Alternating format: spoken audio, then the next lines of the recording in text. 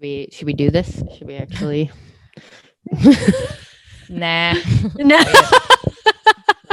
Never mind. I'm feeling it.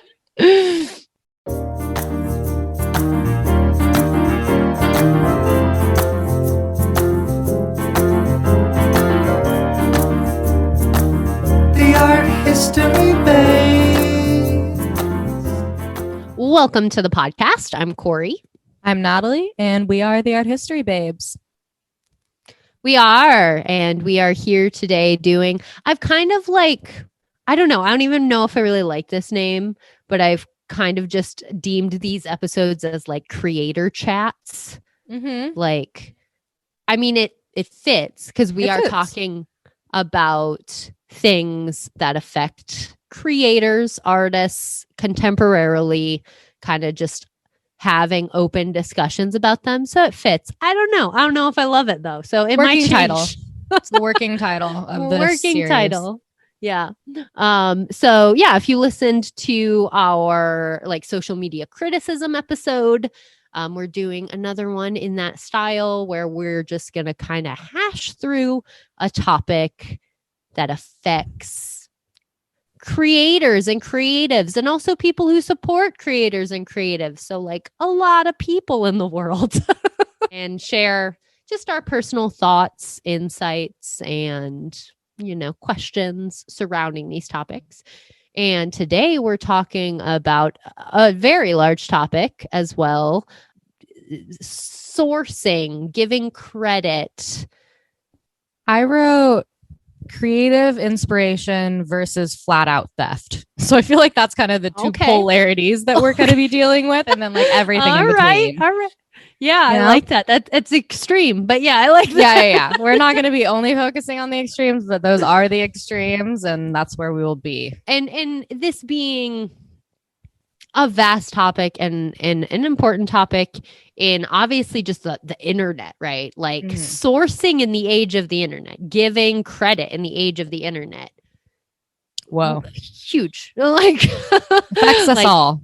Yeah, it affects us all. And there are so many different aspects of this and like different places that people fall, both as creators and as like non-creators. Like that can be an interesting thing that we'll get into, but like sometimes, you know, people will come to the defense of a creator and a creator's like, nah, brah, we're good. Like, you know what I mean? So like it can sometimes be like, it can be an interesting thing who gets really worked up about crediting and who sees it a little differently. And this also ties into the very vast, complicated topic of authorship and to what degree do we put emphasis on authorship. And so I think we've got a lot to talk about. I think there's a lot to talk about here. So much.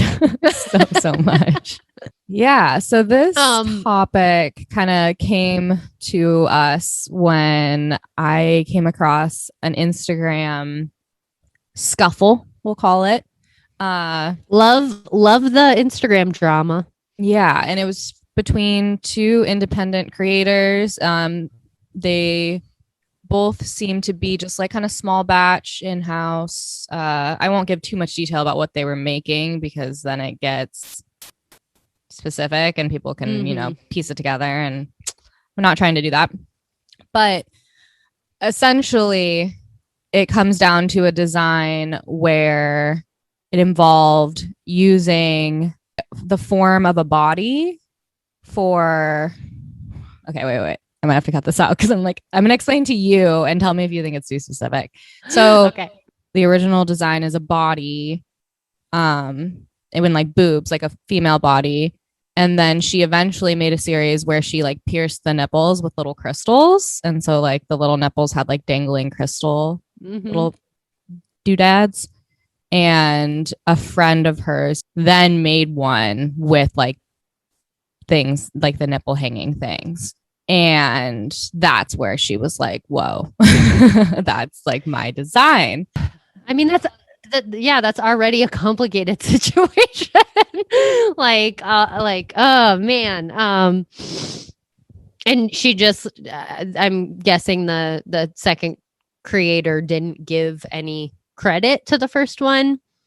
Like no like inspirational credit or anything? No, because by the time that the original creator saw it, she just outright asked her, can you take that off your shop? Like that feels like you just copied a design that like is one of my best sellers. I really love what you've done in the past with like the aliens, like the other designs you do, but like that really is too similar, I think, to what I make. Can you just take it down? And then I think she like blocked her and like made it a thing and just like refused, you know? And it's just basically, and I think this isn't uncommon. She took the route of this is open source information and I can do what I want with it. Yeah. And see, I don't know. I think with a situation like that, I mean, I think with all these situations, I think your best route is always going to be taking it on a person by person basis. And so my instinct is especially if that creator took the time to reach out and say, hey, it feels like this, you know, like you should respect that, you know, like I feel like that is kind of social media etiquette to a certain degree, even with like repost accounts, you know, and we do like some reposting, like I repost TikToks all the time and people fucking love them. Oh my like, God. it's crazy.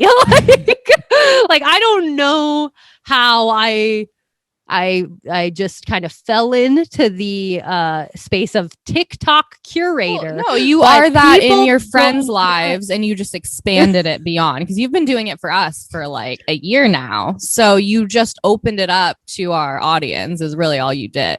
Yeah. I mean, ultimately what it tells me is people just really love my TikTok algorithm. Like for whatever reason I've got a solid algorithm. I mean, I've trained it pretty good at this point, but yeah, people love the TikToks I repost. It's like become a thing. So that, you know, that's only a minimal aspect of our Instagram account, but that is a repost. And if any creator ever asked me to take it down, like take one down, I would take it down immediately. Like no questions asked. And a lot of repost accounts typically even like a lot of them put that in their bio. Like if this is yours and you don't want it on here, let me know. Like, so that feels like a pretty big, or is at least becoming like a social media etiquette thing. Like if someone specifically reaches out to you and says you took one of their designs or you're actually like using their material and like asks you to take it down, I think the right thing to do is to then do that. That being said, I don't think, you know, every creator is not going to feel that way, you know, like I think there can also be situations where a creator will see someone kind of take their idea and they're chill with it and it's fine because everyone kind of feels differently about that kind of stuff. Like there's wanted to bring up, there's a interview with Grimes, who I just really love as a person. She's just awkward and wonderful and very creative, and you know, the Elon stuff is one thing, but I just really, as an artist, like I really vibe with a lot of the stuff she says, and I love how just kind of like awkward and raw she is. And I was listening to an interview with her on this topic, and she straight up said, she was like, anyone can use my stuff, like I don't care, and if anyone is to get, you know, a correspondence or like or anything, that's from people like who maybe own the music or people at the production companies, you know. And she's like, I don't have any say in that. Yeah, but she's like, as an artist, like I love when people take my music and then like turn it into something new. Like she's very much like open source with her creation. But at the same time, she even said in an interview, she's like, but I understand that like that's a different situation if you're not married to one of the richest people on the planet and like and money's an issue for you. And she brought that up. She's because like we all know money is not an issue for Grimes right now. Yeah. Like so she's good. She's good. She's solid. Money is not an issue for her. And so she can very openly be like, please take my art and do with it what you will, because she's just not reliant on it in that way. But she even said, like, immediately, she's like, but I can see why someone would feel different if you're financially reliant on it. So that's this like other element too, as like, yes, it is. I think it is really beautiful to be able to be like, anyone take my ideas and please like make something new. But like there is a level of just like privilege. You have to be in a comfortable situation because a lot of creators are just trying to live. Yeah. And so someone taking their stuff could affect their livelihood. And so that's an element I think needs to be considered. Like if a creator reaches out to you and they don't want you using their stuff, it's likely that it is connected to maybe finances, their livelihood or whatever. Exactly. And you should respect that, you know? Exactly. And in this situation, like it seemed extra a bummer because both artists seemed to be in that position where they were at least trying to make a living off of these sales. And so, yeah. And I guess I want to connect it back to like, it is a gray area because we need creative inspiration and we need to start somewhere with our creative pursuits. So copying is a great place to start when you're like into art, when you want to start learning something. Like for some people, you can just pull ideas out of your head, but for a lot of people, references are really helpful. And that's a way to train yourself to have the skill to kind of just do things a little bit more free form and more out of your own creative place. But when you are trying to make money off of the things that you are directly copying from other people, that is not okay. Like you use that copying as a practice, as something to gain skills and to get better. But, you know, it's a really, you know, dramatic example, but it would be like just flat out copying Jackson Pollocks and then trying to sell them, which I'm sure has been done.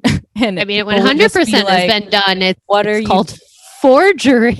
Yeah, exactly. Totally. And if you're not trying to sell it as forgery, if you're trying to be like, look what I made, this is mine, then people just will be like, what are you doing? And so, you know, it doesn't make it much better if you're doing that same exact thing to a smaller creator to where you're not going to be called out on a large scale, but it's so much more unsavory when you're stealing ideas from someone else who's just starting out because they're so close to where you are. Like just do your own thing for a little bit longer and you'll come up with something, you know what I mean? I completely know what you mean. And I completely agree. And I think, so I agree, but I also think there's another element to kind of what you were saying. So like, I mean, I think on some level it comes down to respect for your community, right? It comes down to just like respect of the situation and like really being honest with others, really being honest with yourself, being honest about where your inspiration came from. So like if you really did get an idea from another person and you kind of changed it, but then that person wants credit, like that's an entirely fair thing to ask for. You know what I mean? And in that situation, I think you can turn it into some type of a collaborative effort, right? Like I think you can give credit and like turn it into, okay, this was kind of where I got this idea from. And like, but what if they're not asking for just credit? What if they're asking you to stop selling the thing that they feel is too close to the thing that they created? Yeah, I mean, that's too much to ask of someone. I don't know. I know. Because, okay, so this is where it gets complicated. I don't have answers necessarily. Yeah, I'm not going to say yes or no on that. I'm not saying that it's not a fair thing to ask. But I don't know. I do think some of these situations, happy mediums could be reached if like people were just like being honest and like figuring out a way to, source their inspiration and like making it so it benefits everyone. I think that is, I mean, that's okay. So like if you're in this situation, I feel like that should be the first thing you try to do, right? Like that's step number one. Like I made something, I got inspiration from someone else, I didn't really credit them. Now we're kind of in a messed up situation. Let's see if we can fix this, turn it into a collaboration, turn it into something better, and then go from there. And the reason I say that is because the big thing with a lot of these situations, and this is the more overarching theoretical aspect of it all, is that, like, so you brought up that, like, you know, copying is a great way to learn as an artist, which is totally true. And you mentioned that, like, some people just come up with ideas. I disagree. I don't think anyone just comes up with ideas. I think all of our ideas are a amalgamation of the things that we experience, the content we take in, and then we make connections. And you know, there's the argument that, like, all art is appropriation to some degree, right? Yeah. Like, and that's what makes the appropriation conversation very complicated, because all art is appropriation, because down to a neurological level, like the way human brains work, the idea of just a spark of genius out of nowhere. No, and false. I agree with you completely. I guess I wasn't trying to say like someone just like sits in a quiet room and comes up with art. I guess I meant more like they draw inspiration from things that aren't other people's work. Yeah. So then it has like a much more filtered, you know what I mean? You don't have to worry about copyright because the inspiration is coming from something that isn't a direct reflection of someone else's artwork. Whereas for other people, it's just creativity doesn't come in that way. So they need to copy something that's in their same medium to get to where they're going. But no, you are so right. And that is an important distinction, that no one is sitting here. The idea of the genius artist needs to be just like banished. The genius artist is the well-practiced artist. The genius artist is the artist who spends thousands of hours just like committing to their art, probably. Like, that's what I think. But also I would add on to that the genius artist is the artist that takes in a lot of ideas, because creativity, like, if you really break down creativity is making a connection between two things you don't expect to make a connection between. Like, that is a creative thought, right? It's like something new. You take one thing and you take another thing and you literally create a neural connection that is unique. That's creativity. So I think the genius artist, to be a genius, I mean, I hate that word, but like to be a genius artist, so sarcastically too. I know, like, I hate the concept, to be honest, but like, I know personally, I am the most intrigued by artists that take in a lot, that have a lot of associations, that have a lot of connections they're making, that have layers to what they're doing. And so that's all, I guess, where I'm going with this whole argument is that I think that to some extent, all art is appropriation. And I think we are in a space with the internet and like social media where our conscious and subconscious is taking in so much information so fast, so constantly, and we don't even register that we're doing it all the time. So I don't think it is fair to say that because someone maybe even subconsciously took in a concept or an idea that they're necessarily copying, because I think that stuff happens and people don't even know that they're doing it. I think that's very real. I think the subconscious comes through when we create, and I think it can be inspired by things we saw and we don't even remember we saw. I'm not saying that's what happened here. No, it's totally, also possible this artist, like, because you said they were friends, like you said that was connected. the thing, like first name basis, like they knew each other, and I think that was the source of this original creator's like upset feelings, because she really sense. Just seemed hurt, and the second that people started attacking the other account, she got back on and was like, you guys, don't be mean to her. Like, I heard that like people are being really mean. Like, that's not what we want here. She's like, I literally only want her to take it off of her website. That is all I want. I don't want anyone to come That to is her something, DMs. I don't want anyone to say a mean word dude, to her. She's not a mean person, you know? but that is something we need to just, we need to fucking get a handle on it as a society. Is the idea that like it's become so fucking commonplace for someone to bring light to something or criticize something, and it turns into a goddamn attack campaign, and that was never the intention. And it's like, that needs to, we need to stop doing that. No, like that's not what people want. Like, you know, just like because an artist is bringing attention to something does not mean they want the other person violently attacked. And it blows my mind that such large groups of people jump on this virtuous, like, well, I got this. It's like what, who are you? Like, what are you doing? You know? And it turns into this like attack thing. And that happens all over the internet constantly. And that, I guess, actually connects back to our previous episode with like social media criticism and that culture. And like, we need to learn to be able to handle things critically without turning it into a war. Like, that's not necessary. And self-reflection is great. Like, people need to stop there more often on the train of emotions. Take a fucking 2-3 hour break at self-reflection and just see, like, maybe what are these emotions saying about my experience? Oh, maybe that doesn't apply to literally anyone else. Yeah. And I think with this bigger conversation, though, this bigger conversation of people either, you know, using people's art or taking inspiration from people's art or whatever, what have you, it is not something really to ever turn into like this all out war. Like, that's just making it all a lot messier. And I think we're taking away from the possibility of actually like thinking about these things in a critical, theoretical way. Like, what does this actually mean?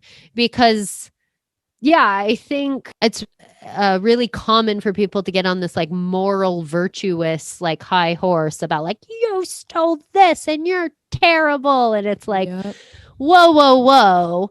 Like, it is literally not that simple. Like, there is a very, very well documented, very well known effect throughout history, which is called simultaneous discovery. Mm-hmm. And Elizabeth Gilbert talks about this in one of her books, but it's been documented for decades now. Like, people have kind of been talking about this. It's a real thing where like throughout history, like there are proven points where like huge scientific discoveries happened simultaneously on different parts of the world in a time where, you know, we did not have the internet. Like, no one was stealing shit from anyone. Like, they were just in very different parts of the world, but they discovered similar things.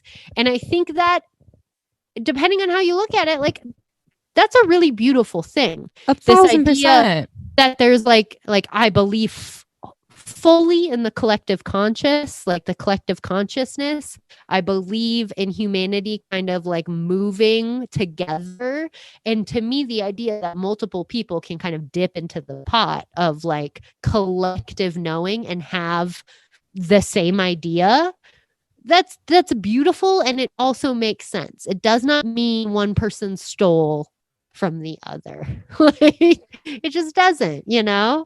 And so that aspect of things, I think, is really important to weigh in to this conversation. Yes. That like people have similar ideas, you know, like, and with the internet, everything moving so quickly, it almost feels like a daily occurrence that I feel like I'm pondering something or thinking about something some way.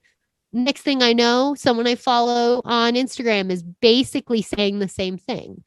And I could be like, oh damn, like that was my idea, like big ego energy. Yeah. Or I could be like, oh, we're just like there collectively. Yeah. You know?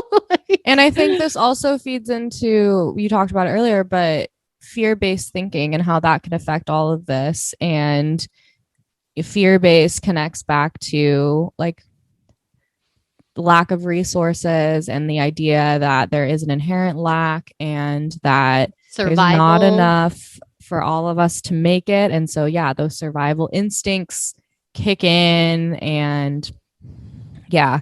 I mean, if you really want to get down to it, all of this is a problem because of capitalism. 1,000%. And like, if we want to go there, like it's like a double-headed dragon, because part of it is the argument that, well, capitalism breeds creativity because you've got, all of these different sources, but we all know, because we're here now, that that's not true. And that what does happen is monopolies are created and these giant monoliths of business of whatever are created, and that rises to the top, and everything around it either just keeps running their trickle, or they get like a cease and desist letter and suddenly like they can't be doing what they were doing anymore because someone made their first billion and they beat them. And it's just it's so ridiculous. But the other thing about the fear-based thinking, it's not just that, if someone's doing something similar to you, that they're stealing your business or stealing your resources.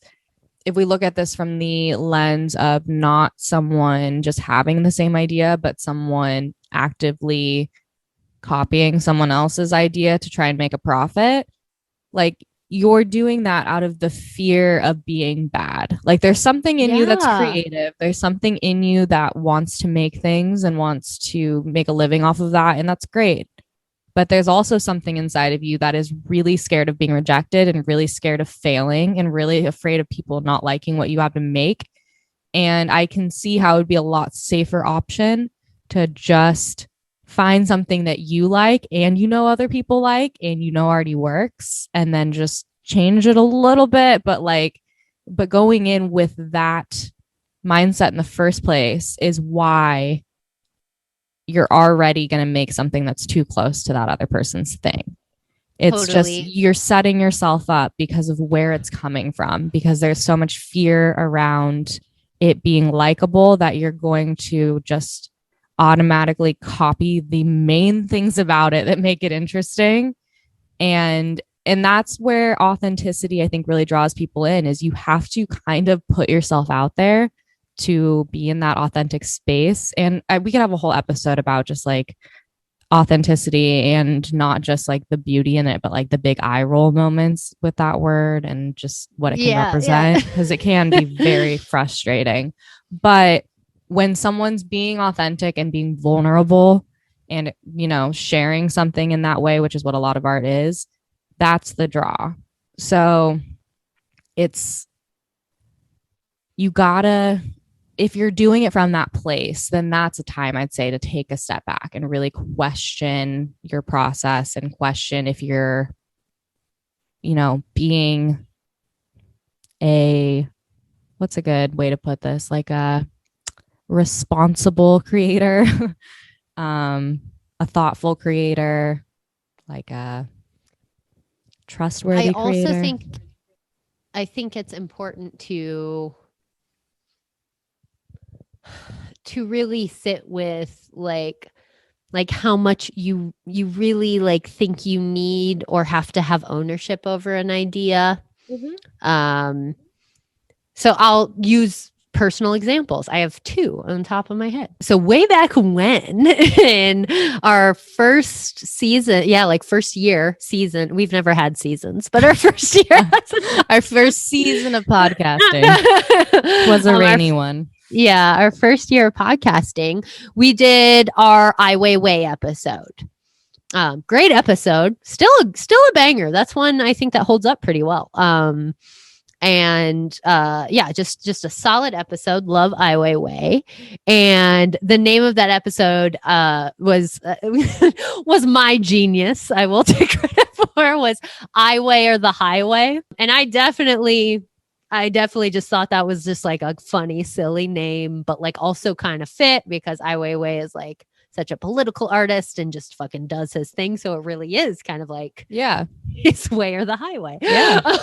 And it just was like a beautiful little moment, but also just like a funny little thing. And that was the name of the podcast episode. And, if you've been here for a while, we like to do kind of silly, punny, weird names when inspiration strikes, and that was one I was definitely proud of, but also like, whatever, not a big deal. Since we're playing this, Cube Your Enthusiasm was my favorite. Yep, there you go. like you said, doesn't matter, not that important. So back to you. But it's just a fun little moment of like, oh, that's good. Like inspiration randomly strikes and you're proud of it because and you're just like, yes, right place, right time. And then a few years later, I'm like, it was like 3 years later. I don't even really remember when, but I'm scrolling Instagram and I see on Ai Weiwei's Instagram account, he reposted a picture of this sign. It was a sign because his documentary Human Flow, which is about like migration and the refugee crisis, was being played there, and the sign was like a light up sign, and they put in like Ai Weiwei or the highway, and he posted it, and I remember seeing that and being like, because like our podcast episode had been out for years at that point, and also to be fair, when we started, there just weren't many art history podcasts at all. You guys, like now there's, plenty, but so there was some part of me that was like, they had to have seen that. Like they had to have listened to the episode. There was some part of me that felt that they had to have seen that. And so that like hit me in some way. I was like, is Ai Weiwei reposting my line, or did someone else just come up with it? Yeah. And you know what? I don't have an answer. At the end of the day, we'll never know. We'll never know. And the thing is, it's entirely possible that someone else came up with that line, and it's just a weird thing. And so even though I like stopped and had this moment, it's like, I could have turned it into this whole thing. Excuse me. Like, did you take this line from me? But like, why? I don't know. So I understand. I fully understand as a creator the feeling of like stopping and being like, did someone get that from me? Like, was some like totally possible. That is what happened. But also like it's a fucking funny line, and I'm glad they used it, and I'm glad Ai Weiwei thought it was funny. Yeah. That made me happy, because even if it was just like one of those weird things that just happened to overlap, he still thought that it was funny, right? So it's like, it's a good line regardless, right?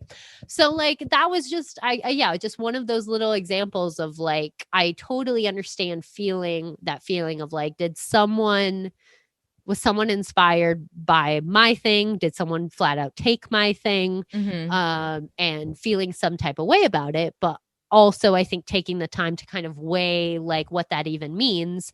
In my situation, it didn't really, it's not like someone actually like, I don't know, like really like stealing my stuff and making a bunch of money off of it. Like that wasn't what was going on there. So it's like, ultimately, everyone's fine. We're all having a good time. We all agree this line is funny. If it was the Iway or the Highway podcast live tour, then Corey might have gotten mad. But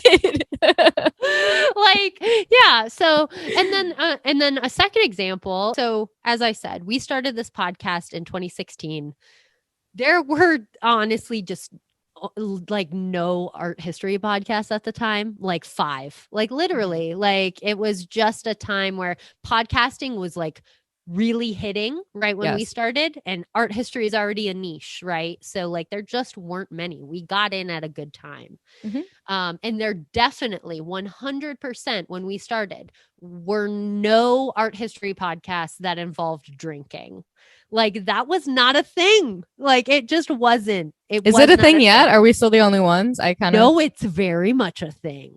Like trendsetters. So like that's been something I've noticed. Yeah, there are several podcasts that are they can't drink like us. about talking about art and drinking. And you know, like on some level, obviously, we were not the first people to ever have drinks and talk about art history. Like that's not. I wish we were. I know. I don't consider that to be any kind of amazingly original idea in any way. I really don't. I think it got a little more original when we're like, let's take it to the podcast place. But then like once podcasting became a bigger thing, it becomes less original, and that's fine, you know? So I do not think that every art-based podcast that involves drinking was just like, we're going to do what the art history babes do. I don't think that's the thought process. But that being said, there are quite a few. And so there is a moment every time I've seen it happen, there is a moment of me wondering, like, wonder if they listen to us. I wonder if this inspiration kind of came from us, you know? So there's a moment of being like, this was our concept, and the general outline is very similar for these other podcasts. But also after that moment of like, I wonder if they, you know, listened to Art History Babes podcast, and then we're like, we're going to do it. You take that to the next step, and it's like, our show is our show because it's us, you know, like, and another show that talks about art history and drinks is going to be different because it's different people with different perspectives, you know? So there is an element of recognizing that maybe someone either had the same idea as you or a similar idea as you, or honestly, maybe just straight up got inspiration from you. But also, I think it's important to put the ego in check and realize like they're going to create something new and different because they can't do it the same way you do. Like no one can ever do what you do the same way you do it. It's not possible. And if you remember that fact through like everything you do, you will be upset at the exterior world around you so much more often, or much less. Much less. Yeah. Less. That second glass of wine hits, and it's just like, what words? And no, and way it all less. Comes back, like, because it all comes back to that ego-based, capitalist-based. This is mine. This is my property. Like intellectual property. Think about that wording. It's property based. Like it's all in this. This is mine. This is mine. This is mine. And that's been like the scourge of society for centuries, you know? I was just, I'm almost done with Seth Rogen's memoir yearbook, which I love. You got to borrow check it from that out. Yeah, I'll lend it to you because you will love it. It's great.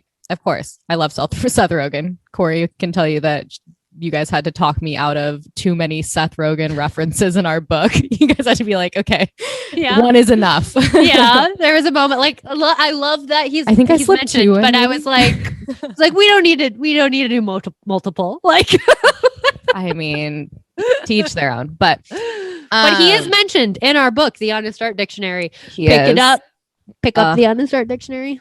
One of my heroes. So he talks about how, I think it was with Spielberg sitting down and pitching an idea and then ending up like doing their own things. But he kind of talks about how Steven Spielberg very easily could have just taken their idea and just gone and done it because he's Steven Spielberg.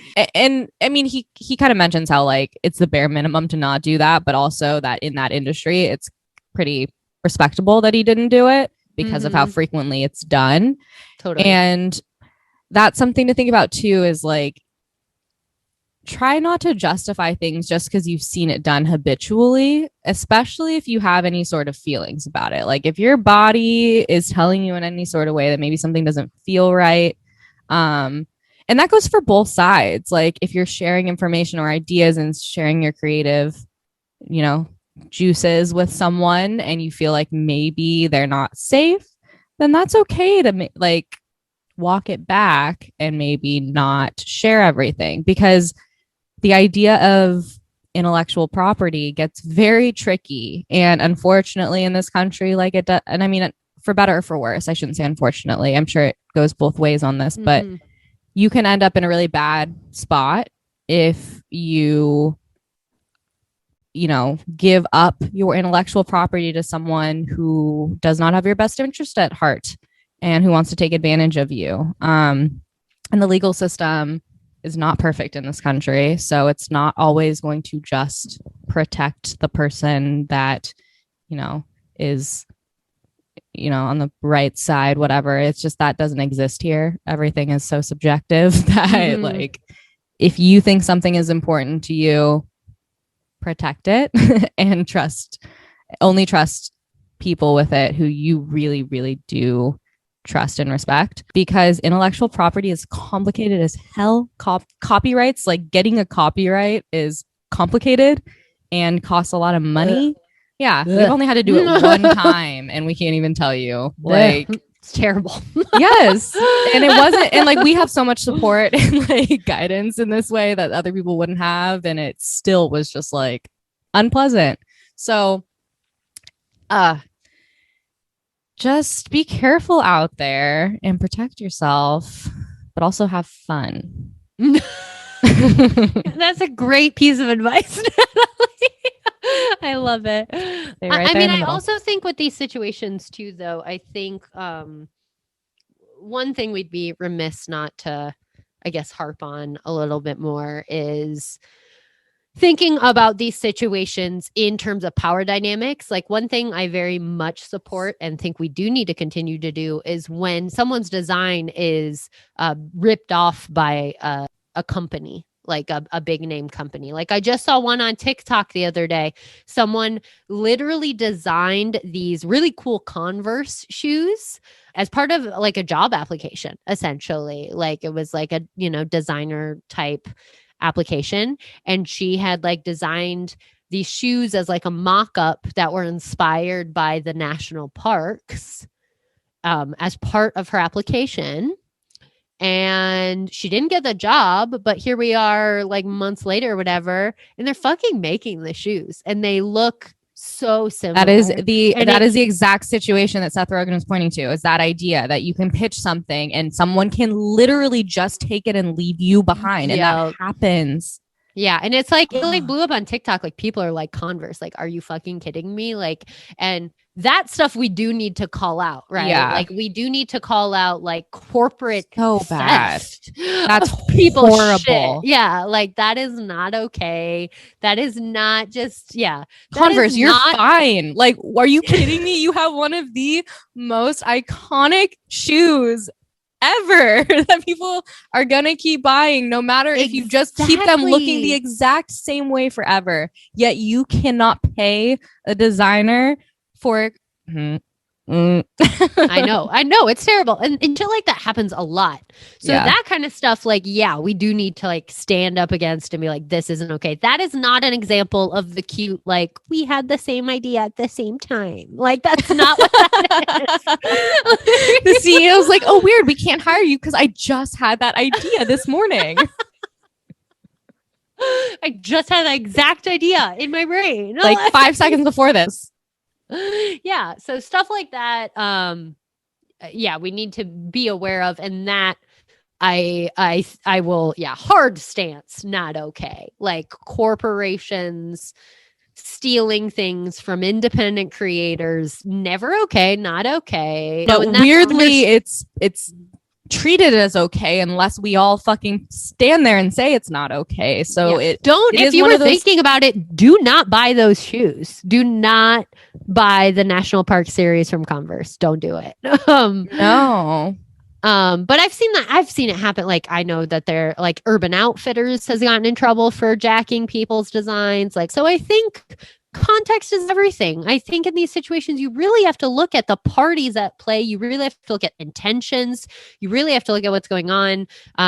If it is a situation with two independent parties, I think working towards compromise is a good thing. Now, if someone straight up jacked your idea and like straight up won't talk to you about it, then you're in a shitty situation. But like, I don't know. I encourage all people, if no matter what side you're on, if you're on the side of the original creator, or if you're on the side of someone who is being accused of maybe jacking someone else's design, we need to be able to, as independent creators, think about this communally and try and like meet in the middle, as opposed to just going on the like just attacking and also just, you know, hiding and shutting down and like claiming you were completely in the right. Like, I think it's very much a situation that, like, when it's independent artists, independent creators, I think it's best if we can try and like meet somewhere. But when it's a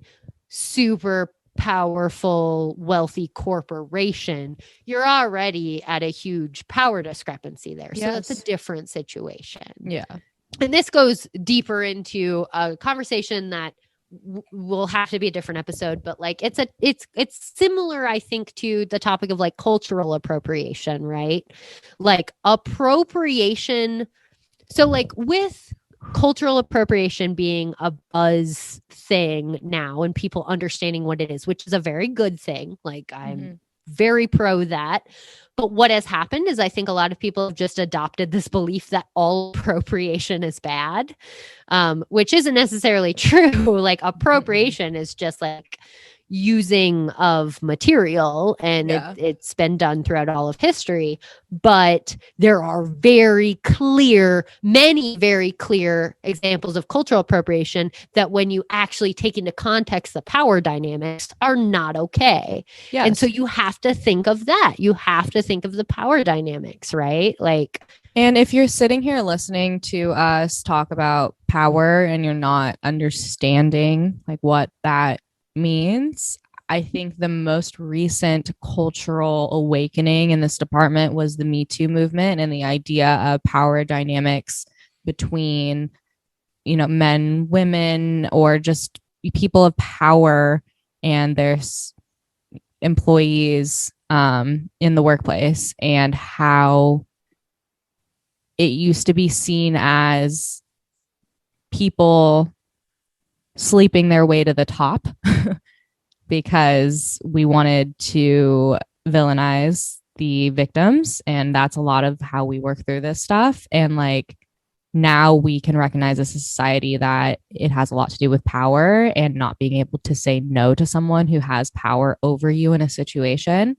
And like, think about this in that way, that like, if a big company, like, there's so much power and energy and money behind corporations that changes their access to information, to resources. And like we said, creativity can literally be a resource. Information, ideas can be a resource. And it's the same thing as a huge corporation being able to access more physical resources as being able to make sure they have the rights to an intellectual resource. They've got lawyers, they've got tons of money, they've got teams built to make sure they can attain these resources. So you have to be just as smart, even if you're in a smaller place.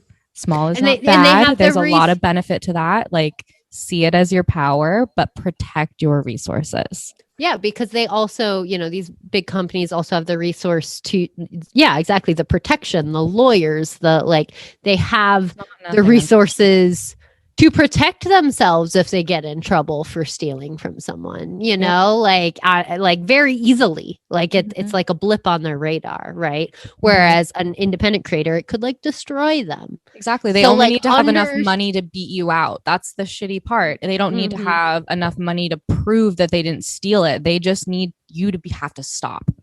They just need to, and that can happen. Oh, I'm sorry, I'm going off now, but I work in a law firm, so I get very worked up about this because that can happen in so many ways. Just delaying things, like filing things to just keep it going long enough that you give up, that you burn out, that you don't have. Yeah, totally. That's a strategy that's used all the time by corporations and their legal teams. So I'm not trying to. Oh God, we talked about how this shouldn't be a fear-based thing. So I'm not trying to instill fear in you. I'm just trying to say, don't be unaware that like these companies get away with this stuff because of the immense resources they have. So I think it's also like you saying that. I'm glad you're saying that. I think is a good way to kind of divert the way we think about this and realize like, who is the enemy here? Is it that other very independent creator? You know what I mean? Like in this conversation, who should we be fighting? Who should we like? I think that's so important in all of these conversations. I think that really relates to our conversation on like social media criticism and things. I think the power of the internet is people get really up in arms about things that do matter, but a lot of times that energy is not directed at the people that we should be directing it at, that the people that we actually need to be fighting in these situations, which is why I say, like, if you're an independent creator and another independent creator kind of like jacks your shit, like let's be a community, let's be communal, let's figure out a way to make that work, because like trying to destroy another small scale operation, like what good is that to anyone? Like it's just not good. But like when you're thinking of it in a bigger sense, when you're thinking of it in terms of capitalism, in terms of supremacy culture, and in terms of power, these same things should not be okay at that scale in any way. You know, like I don't think, you know, you should just like sit down and hope for the best when a multi-million-dollar corporation steals your shit. Like, I think, but I also love that what you're saying is neither of the options you're giving are being complacent and just sitting. They're both active. One is just not. One is standing up against like a powerhouse, which you have to do. You have to be powerful in the face of someone else who has that power. But what you're saying is you also act with humility and grace among someone who's a little bit more on your level. And you just, ideally you ask questions and you try and get to the root of what is actually the problem and then see if that's rectifiable.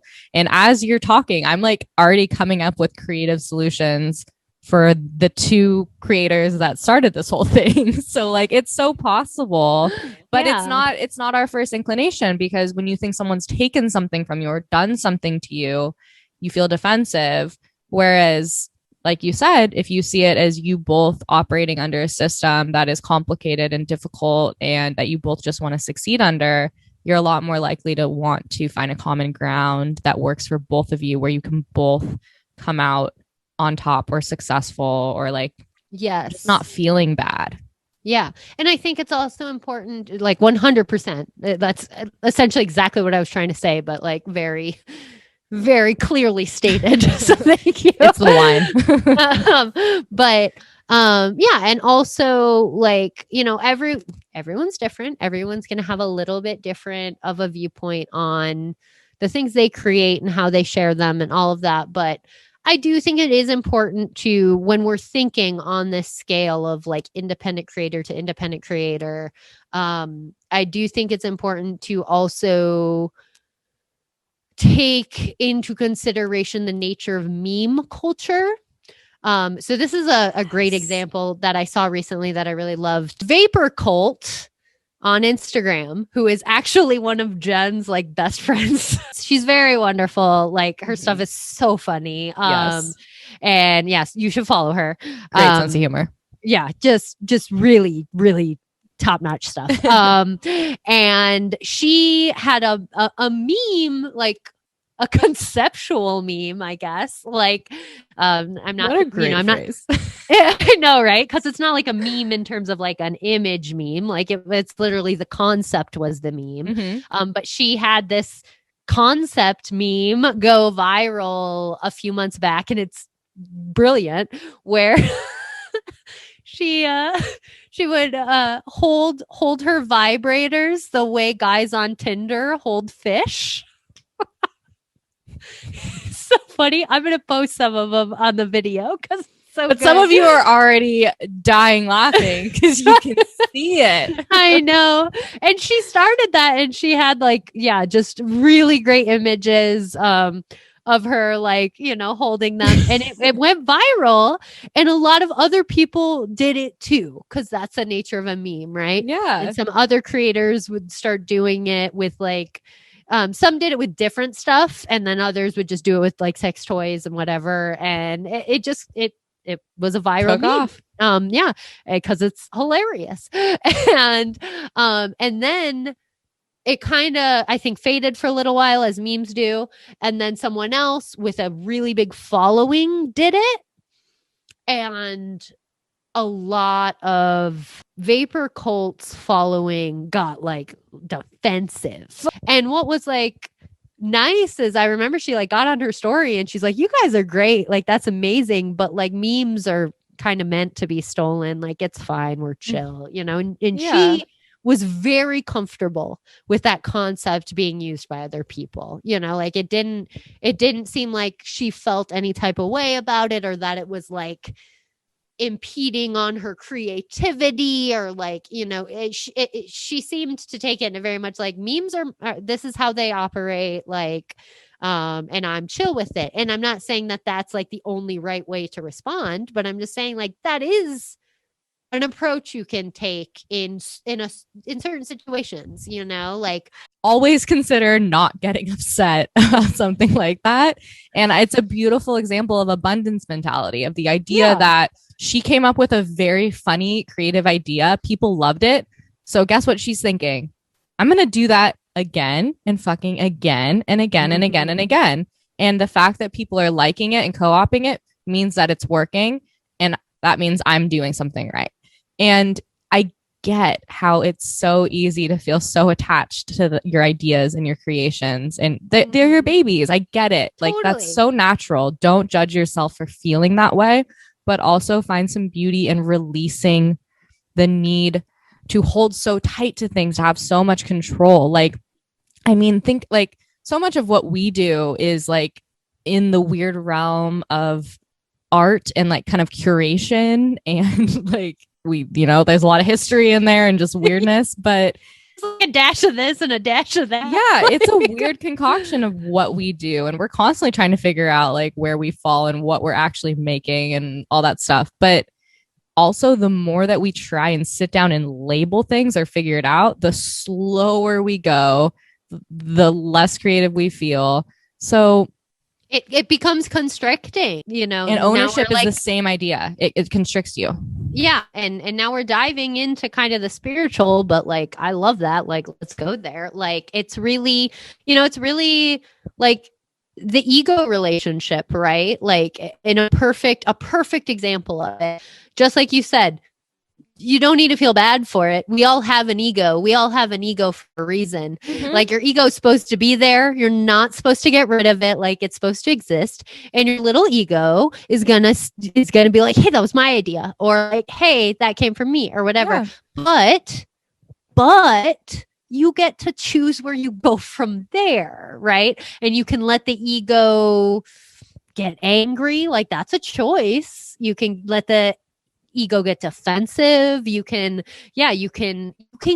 make so many choices from there. And like, and it's not even to say that any of them are wrong, but I think it's important, being a creator of any type in our current climate of just internet, everything's moving a million miles a minute. Everyone's sharing everything at a million miles a minute.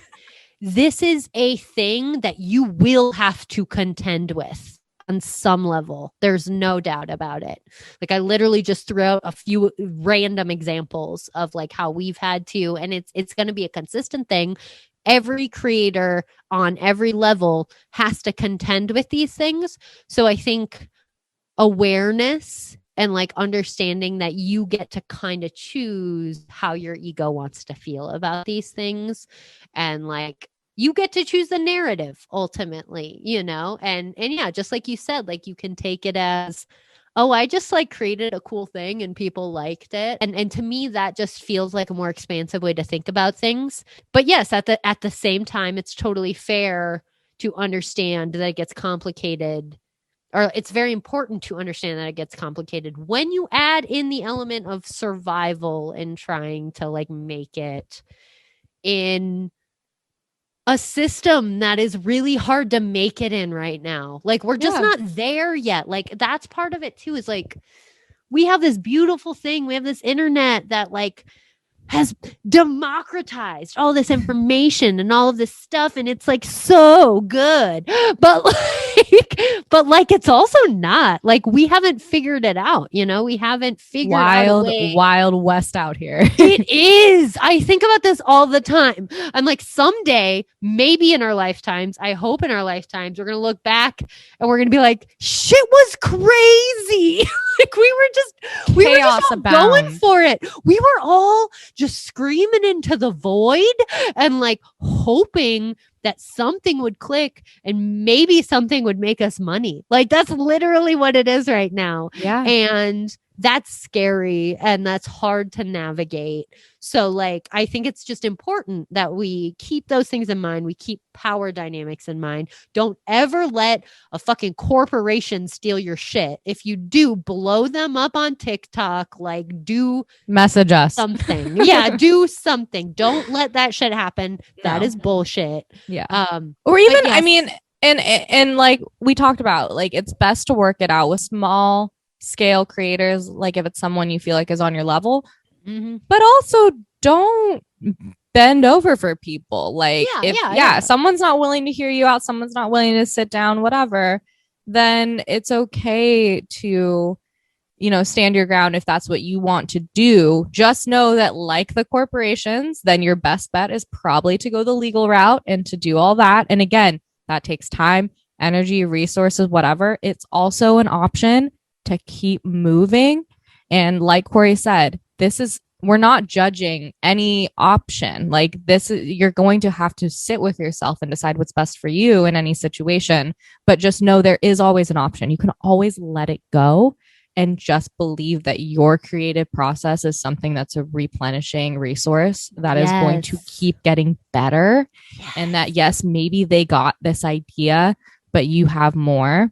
And again, like that is so situational. So you have to sit with it and how much something means to you. And if it means a whole lot, then fight for it. And if you think that maybe it was just like basically a study for you and that maybe they got lucky by taking something that's a stepping stone for you and making it a big deal for them, maybe you're okay with letting them have that. And maybe you just take it as a learning experience and you know that the next thing you make is going to be big for you, which might be bigger than that last thing would have been. So it's like, it's okay. There's no right way. Like, don't let anyone tell you have to do something. And if it doesn't sit right with you, then don't do that.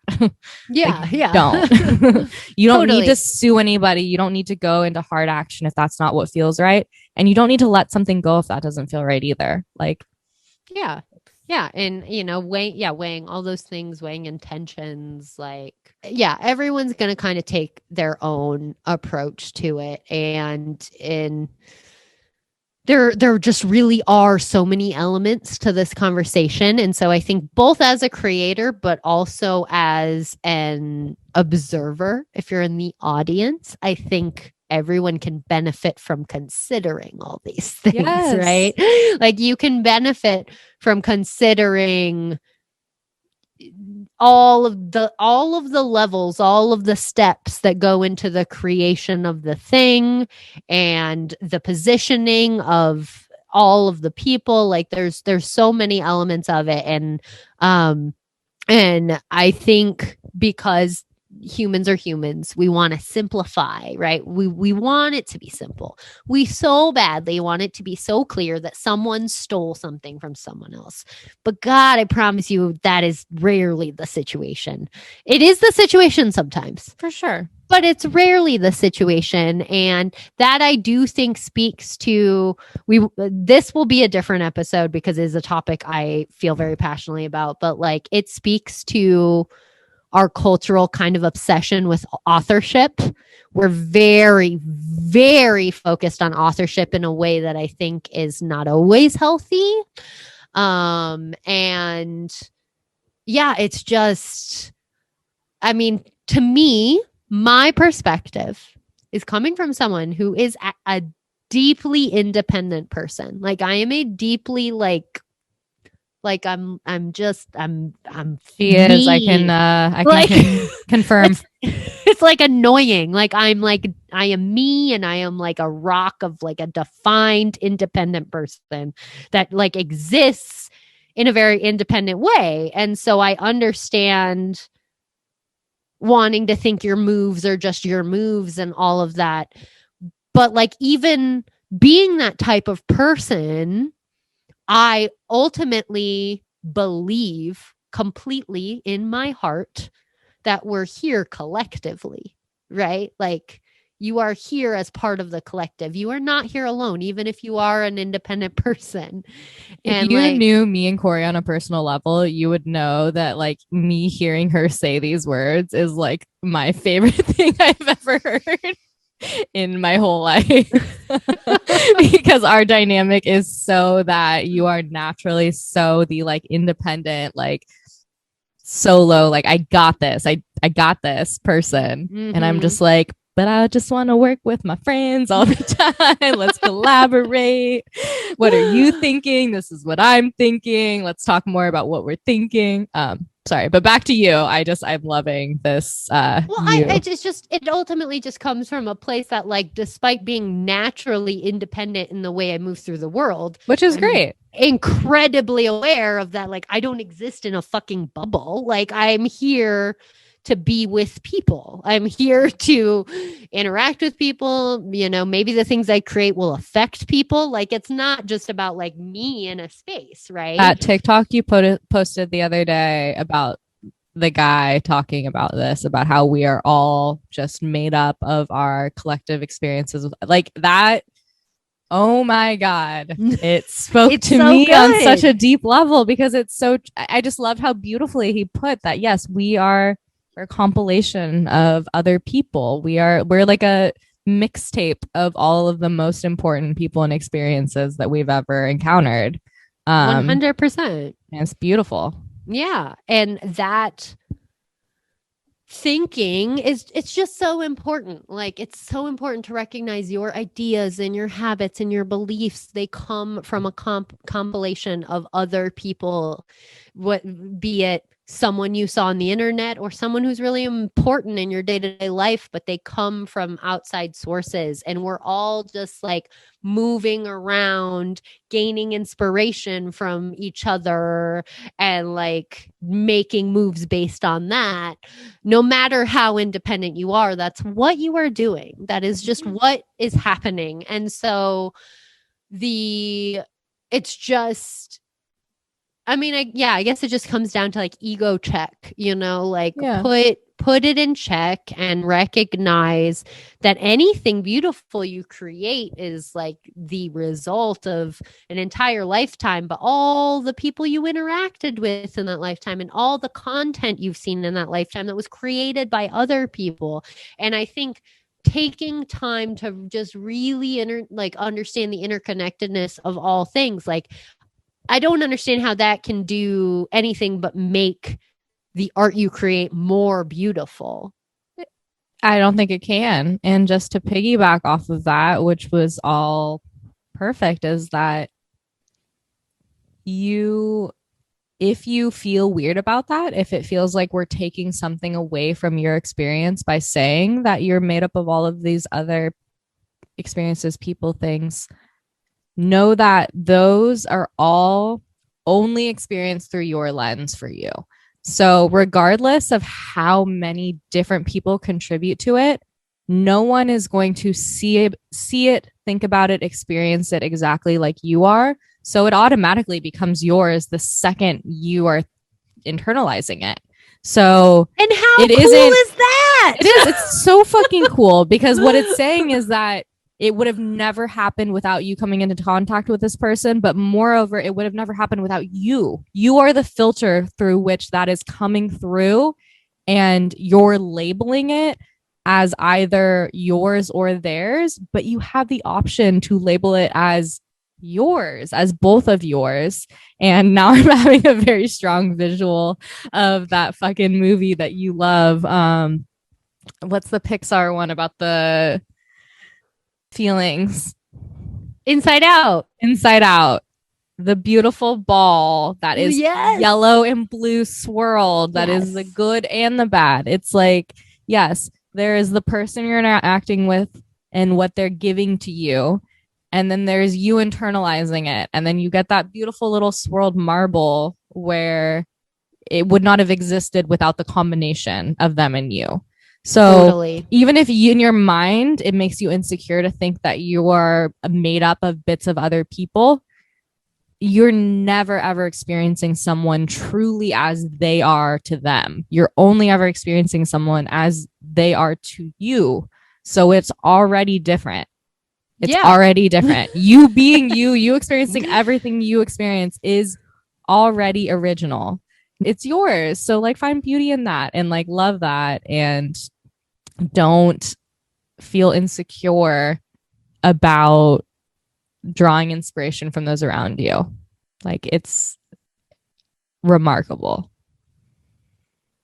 Yeah, exactly. And it's also, it's everything, you know, it's all of it. And all of that connects to, you know, the big issues that we're dealing with now as like art historians, as we've put all these mostly white male artists up on pedestals as these big geniuses, but they were just compilations of all of their inspirations and all the people they ever met, you know. And honestly, when you really sit with it, when you really pull back and you really feel it, like it's hard to feel anything but awe by that concept, you know. So I think it's just a good exercise for all humans to do all the time. I also think it's very good to not jump on the bandwagon of like, you fucking stole this, without like fully understanding the situation, the power dynamics, the people, all the things. That does not mean there are not situations that like things need to be worked out, you know, like it's, yeah, to wrap it all up, most of the things that are an issue that we talked about are only an issue because of capitalism. Bum, bum, bum. Bum, bum, ba-dum. It's Speaking the of real villain. Yeah, right. Speaking of capitalism, if you enjoy our content, you should head to patreon.com. We do need to make a living to keep producing this. So true. Oh God. Like the amount of times I have moments where I'm just like angry about money or like general survival. And then like I get mad because I'm like, I need to keep making things, but like I'm not making enough money to like really survive. And like it becomes this angry spiral. And yeah, at the end of the day, it's just capitalism is the problem.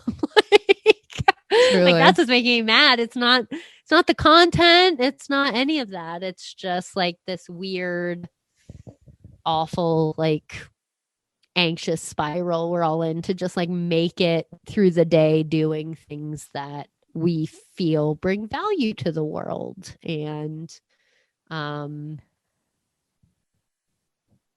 think that should always be a guiding light with creation too. Like, are you doing something that you feel brings value to the world? And I mean that in a very like umbrella way. Like value can mean a lot of things. Is it funny?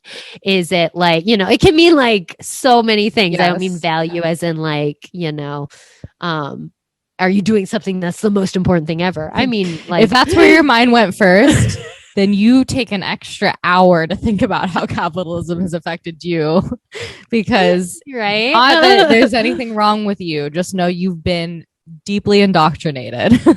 Like I literally, like at this point, I'm at the point where I'm doing on our Instagram, I'm doing all of those like curated TikTok posts because they make people happy. Like it's literally like so many people comment about how it like brightens their day, and I'm but just that's like, why all it's right, been one of our most what we're beautiful doing. things is because it's so natural. It literally, and that's why it was funny earlier when you made the comment of like, I don't even know where it came from. I was like, I know where it came from. Like I know exactly where it came from. You started small with this curation and then it grew. And it was super natural. People go ham about them. Love it. But it makes me so happy because like even the other day I commented like millennial treasure trove, and then I immediately was like, that was dumb. No one, what does that even mean? And then later I was like, no, I was right. Like that is what this is. People flock to this because you struck the gold of TikTok is intimidating to those who don't just want to go headfirst into it. And for whatever reason, you know, whether it's the Chinese government or you just don't want to learn a new form of social media, whatever it is, people don't want to get in there. And you provide a safe space for them to have a curated experience. And it's simple, so funny, but it's so good. It's so satisfying for people. I mean, I make sure when you drop something, I make sure to find like a quiet little place to sit to watch them all and like really enjoy myself.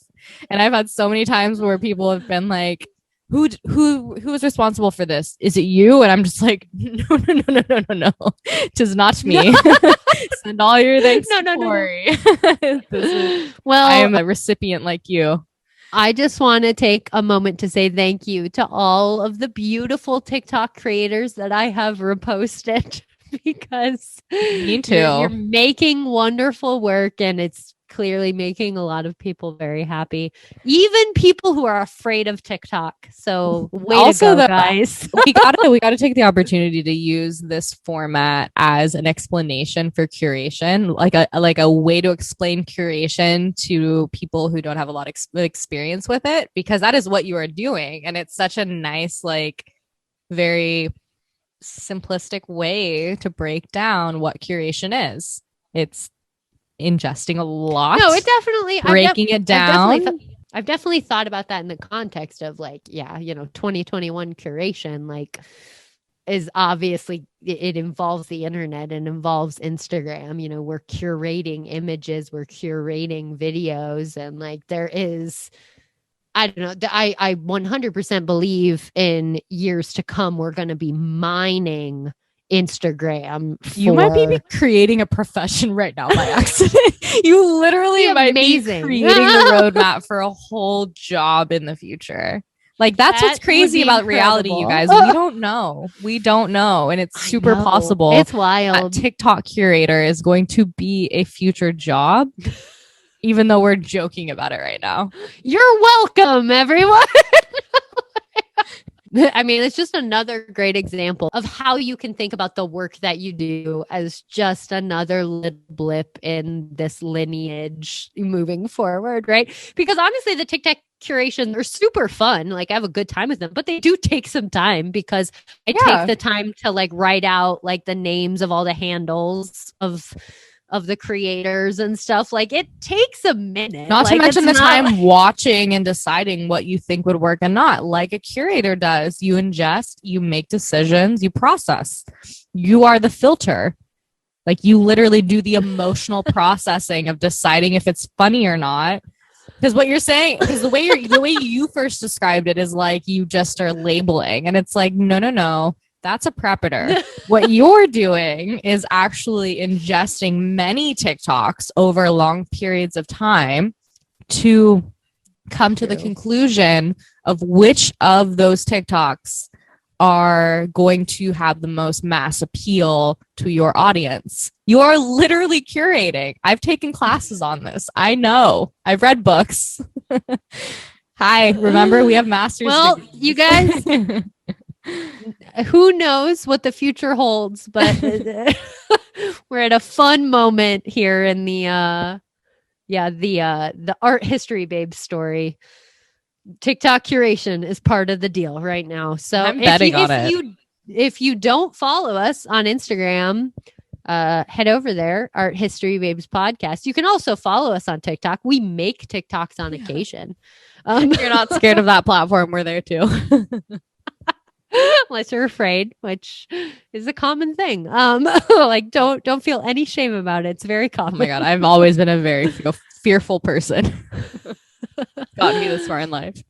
But yeah, if you can find us there, you can help support us because we're just trying to survive under capitalism, just like everyone else. Patreon.com/arthistorybabes. We also have the wonderful, the exciting onlyfans.com/artbabes, which is the AHB Center for Erotic Art. Really loving the work we're doing over there. We're having a lot of fun with it. It's very, very open. We've got 2 amazing episodes coming up with creators we brought in to talk. And it's such a fun space, you guys. Like, we have a lot of fun over there. It's just like Art History Babes Uncensored. Come visit us on OnlyFans, where we just it's good vibes. Down a level. I promise.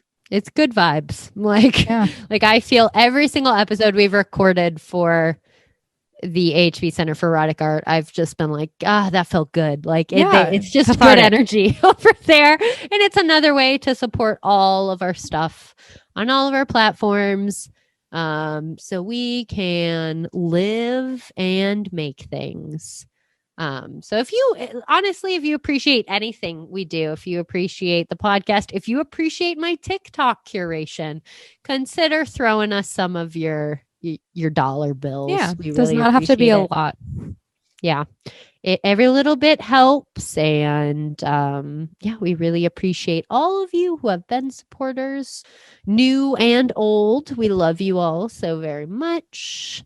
And we'll continue to kind of do these, I guess, just more creator directed episodes that are very free form in thought and how we are basically just being a creator and artist in 2021. It's a fucking minefield out there. So I feel like these things need to be discussed openly and processed that way. If you have insights to the things we discussed in this episode regarding inspiration versus stealing and appropriation and sourcing, citing, capitalism, stealing shit, like all the things. Send us all your tips and tricks. Like we'll compile it and give it back to you guys if you guys send us that information.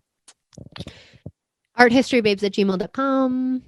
Thank you so much for being here, for listening. We love you so very much. And where did I put? Oh, there it is. It was gonna cheers you out. Empty but metaphorical. There we go. Oh, I got a drop and it wasn't bad luck. Look, I dripped on my cheek. How do you do that? It's like a red tear. Jesus Christ. All right, we love you. Goodbye.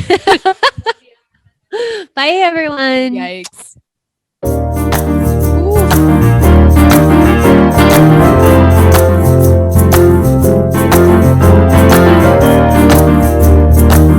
The art history base.